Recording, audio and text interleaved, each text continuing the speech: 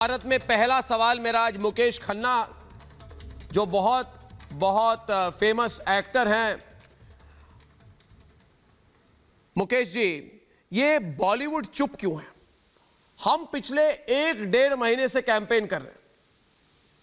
हर दिन करोड़ों लोग हमारे कैंपेन के साथ जुड़े हुए हैं, मगर जिस इंडस्ट्री के बारे में आप सवाल पूछ रहे हैं, आप जैसे चंद लोगों को छोड़कर इंडस्ट्री के सब बड़े नाम ऐसे भाग रहे हैं हमारे सवालों से। ऐसा क्यों? देखिए अर्णव जी, आदमी चुप तब रहता है जब या तो उसने कोई गुनाह किया होता है, या वो छुपाता उसलिए है कि या तो उसने कुछ अपराध किया होता है, या उसको किसी का डर होता है। हमारे यहाँ पर ये दोनों की दोनों चीज़ें लगाई जा सकती है। जिसने भी अपराध किया है वो इसको छुपाने की कोशिश कर रहा है। बाकी लोग क्यों नहीं बोल पा रहे हैं? क्योंकि उनको डर है। तो ये सुसाइड की थियोरी अभी बहुत पीछे चली गई है। मैं भी मानता था कि शायद सुसाइड किया हुआ है। मैंने भी कमेंट किया था कि हम क्यों सुसाइड करते हैं हमारी इंडस्ट्री में। लेकिन आज जो फैक्ट सामने आया है उससे सुसाइड की थियोरी आउट हो गई है। साफ दिख रहा है कि उसके 7 दिन पहले डेथ हुई है, उसके दिया की डेथ हुई है। दिया ने भी जंप मारा ऊपर से, इसको भी पंखे से लटका दिया गया है। दाल में काला छोड़िए, पूरी की पूरी दाल काली दिख रही है, और जो कुछ भी आदमी छुपा रहा है उसकी दाढ़ी में तिनका दिख रहा है। आज सरकार अगर डर रही है तो मुझे नहीं मालूम, मैं हैरान हूं कि सरकार क्यों डर रही है सीबीआई से जांच कराने को।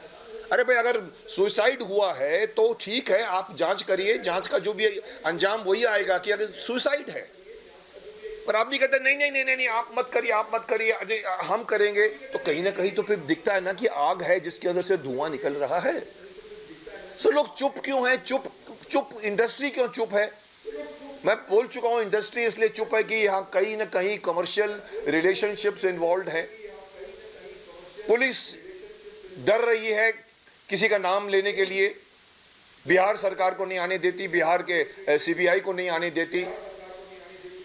कभी ऐसा होता है? अभी हम जब कभी खुद अपने परिवार में कभी कोई आपस में कुछ हमको करना होता है तो हम चूज करते हैं कि हमको ये आप जज बन जाओ क्योंकि आप न्यूट्रल हैं, हमको इस पर भरोसा नहीं है, इस पर भरोसा नहीं है। हम करते हैं, जाती जिंदगी में करते हैं। लेकिन यहां पर जब एक परिवार कह रहा है कि मुझे अभी इनके इन्वेस्टिगेशन में मुझे गड़बड़ लग रही है, मेरा बेटा मर गया है, 57 दिन, मगर आपने कहा कि पैसों का खेल है। एक सवाल आपने कहा पूरे देश में चल रही है। इसको बिल्कुल संजीदगी से समझने की जरूरत है। मुकेश जी, आपने कहा कि कमर्शियल इंटरेस्ट है। चलो, मैं मान गया कि जो स्ट्रगलर है, जो छोटा मोटा स्टार है, उसको पैसों की चिंता होती है।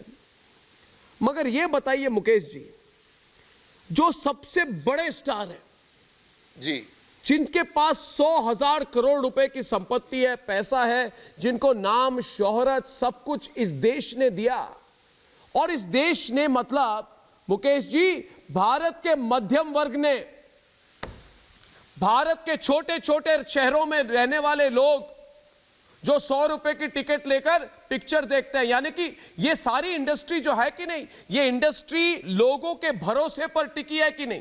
क्या ये बड़े बड़े सितारे देखते नहीं है कि आज भरोसा कम हो गया है भारत का? इसके बाद बताइए कहां भरोसा रहेगा? सर सॉरी टू से, करोड़ को खींचता है। जिसके पास 100,000 करोड़ है वो 1,000 करोड़ कमाना चाहता है, जिसके पास 1,000 करोड़ है वो 1,00,000 करोड़ कमाना चाहता है। यही मनुष्य की सबसे बड़ी कमजोरी है। आप क्या पैसे ऊपर साथ में लेके जाने वाले? नहीं ले जाने वाले। लेकिन आप कहते हैं कि कमर्शियल जो है इंटरेस्ट है वो सिर्फ स्ट्रगलरों को होना चाहिए। नहीं साहब, ऐसा नहीं है। हर फ्राइडे एक फिल्म रिलीज होती है और हर बड़ा एक्टर उस फ्राइडे की तरफ नजर देखता है कि रिलीज चलेगी कि नहीं चलेगी। टेंशन में जीता क्यों? अरे भाई, तुम इतना कमा चुके हो, एक फिल्म फ्लॉप होगी कोई फर्क नहीं पड़ेगा। तो आप जो कह रहे हो कि क्यों ये बड़े लोग क्यों कमर्शियली डरते हैं, सर सब डरता है। हर एक्टर को फिल्म चाहिए, उसको अपने करियर जीना है, अकेला नहीं बैठ सकता घर में वो। कुछ एक्टर हमारे ऐसे भी हैं जो कहते हैं मुकेश जी, अगर एक दिन शूटिंग नहीं हो ना तो मैं पागल हो जाता हूँ। हमारे यहाँ पर वर्क अल्कोहलिक्स बैठे हुए हैं, कमाने वाले बैठे हुए हैं। 100 कमाते हैं तो उनको बोलते हैं हमको लाख चाहिए तो बोलते हैं हमको 2 लाख चाहिए, हमको 10 लाख नहीं 10 लाख करोड़ चाहिए। So it is not that, I mean आपने अच्छा पॉइंट उठाया है कि क्यों नहीं इतने बड़े बड़े एक्टर जिनके लिए ये एक बेचारा एक अच्छा करियर लेकर आ रहा था आगे, उसको हेल्प करने के बदले उसके बारे में बोलने के लिए आप स्वरा भास्कर से लेकर, आप अख्तर के बेटे से लेकर, आप महेश भट्ट जी का नाम लेकर आप इन लोगों के बारे में कहते हो, शबाना आजमी का भी नाम मैंने आपके मुंह से सुना है। ये सब लोग रॉन्ग इश्यूज को सपोर्ट करते हैं, देश का भला नहीं चाहते। ये इनकी अपनी खुद की थियरी है, इनकी खुद की अपनी एक वामपंथी सोच है। उनको लगता है कि मोदी सरकार जो है वो हमको पुराने ज़माने पे खींच के लेके जा रही है। बहुत कुछ हुआ है, आप जानते हैं, हमारे पूरे के पूरे सिलेबस चेंज कर दिए गए हैं पिछले सरकार ने। हमको महाराणा प्रताप के बारे में नहीं पढ़ाया जाता, हमको मदर टेरेसा के बारे में पढ़ाया जाता है, मुगल्स के बारे में पढ़ाया जाता है, अकबर, जहांगीर, सलीम, ये, और कोई नहीं जानता कि हमारे यहाँ पर गुप्ता परिवार था, हमारे यहाँ पर मौर्य डायनेस्टी थी, उसके बारे में आज के बच्चे को नहीं मालूम। सो कहीं ना कहीं ये सब लोग नहीं राइट इश्यूज को सपोर्ट करते हैं। ये आते हैं तब जब जेएनयू में कुछ गड़बड़ होती है तो आ जाते हैं, जेएनयू को सपोर्ट करते हैं, हिंदुस्तान को सपोर्ट नहीं करते। पाकिस्तान जिंदाबाद बोलने वाले को सपोर्ट करते हैं, हिंदुस्तान जिंदाबाद करने वाले को सपोर्ट नहीं करते। इनको इस देश में रहने का भी हक नहीं है। मैं कई बार बोल चुका हूं कि अगर आप यहां रहकर पड़ोसी देश के अगर आप कहते हैं कि जिंदाबाद, तो आपको यहां रहने का हक नहीं है। So you know the commercial interest एक मनुष्य की कमजोरी है। और यही लोग हैं जो कहते हैं जो भारत तेरे टुकड़े होंगे इंशाल्लाह जो कहते हैं, उनके लिए तो ये इनका समर्थन, भारत तेरे टुकड़े टुकड़े गैंग को समर्थन करने के लिए जेएनयू पहुंच जाते हैं।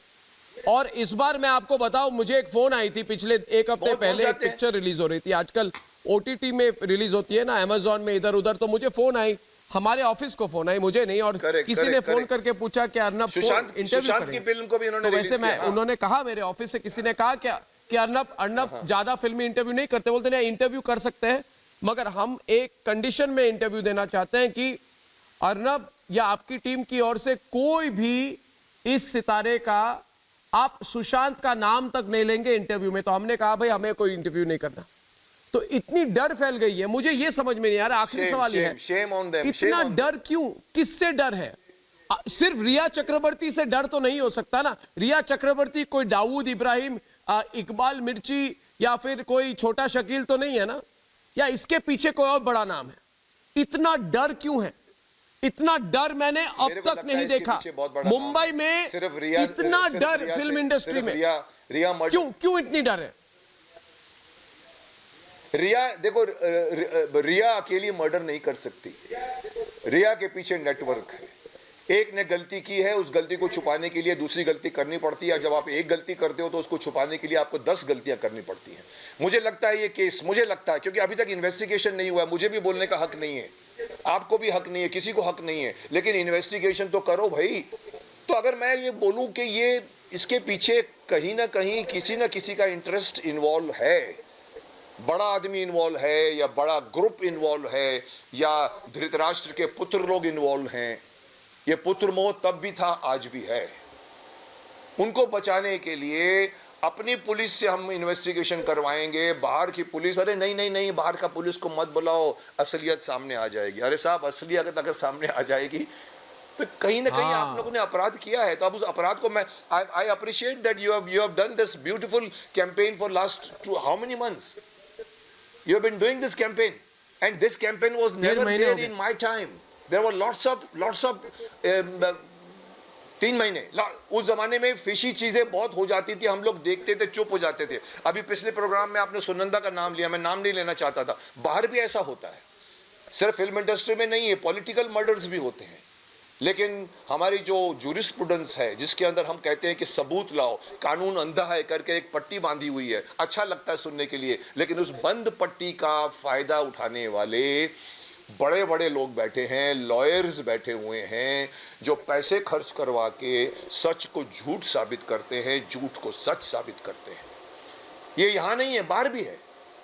इसलिए मैं कई बार कहता हूं कि हमारे देश में एक तो जूरिस्प्रूडेंस को चेंज करना चाहिए। 6 महीने के अंदर अंदर किसी भी केस की सुनवाई होनी चाहिए। 6 महीना बहुत हो गया। आज 20-20 साल तक परिवार बेचारा बैठा रहता है, उसके घर के केस को लेके, एक मर जाता है, दूसरा आता है। वाई? बिकॉज सबूत बिल्कुल। बड़े बड़े माफिया बोलते हैं हमने किया है, 40,000 अरे करोड़। सबूत तो एक fraud जो करके सबूत एक लाने minister जा रहा है जेल में। जिन पे जिम्मेदारी है देखता ना है कैमरे की तरफ सबूत मुस्कुरा लाने कर की, तो वो तो sad कुछ state। करते नहीं है, तो सबूत कैसे आएगी। दोस्तों एक बात आपको बता दो, ये जो हमारे साथ जो इधर मेरे साथ टीवी पर है, एक बात आपके बारे में मैं व्यक्तिगत तौर से बताना चाहता हूँ। स्कूल में था मुकेश जी, टेस्ट के अच्छे नंबर आते थे तो आपकी सीरियल देखने का मुझे परमिशन मिलती थी मुझे, और आप आज मेरे सामने हैं, हमारे एंटरटेनमेंट इंडस्ट्री के भीष्म पितामह खुलकर बात कर रहे हैं दोस्तों। और इधर देखिए सलमान खान, शाहरुख खान, आमिर खान सब चुप, भीष्म पितामह। मगर भीष्म पितामह आज मुकेश खन्ना को मैंने बोला खुलकर बोला। और एक बात बता दो, ये भीष्म पितामह ऐसे हैं जो बीएससी एलएलबी है दोस्तों, आपको पता नहीं होगा, ये खुद लॉयर हैं, ये खुद वकील हैं, पेशे से एक्टर हैं, क्वालिफिकेशन से वकील हैं। मैं एक्टर बहुत समर्थन आ रहा है आपके लिए मुकेश जी, आप एक्टर में बहुत बहुत बहुत समर्थन आ रहा है आपके लिए। आपने जो बातें रखी मैं यूट्यूब में रखूंगा, और मैं चाहता हूं आप दूसरों को भी थोड़ा प्रोत्साहित करें कि जाके सामने आके बोले। बहुत बहुत धन्यवाद मुकेश खन्ना जी, थैंक यू मुकेश खन्ना जी, बहुत धन्यवाद, बहुत बहुत धन्यवाद।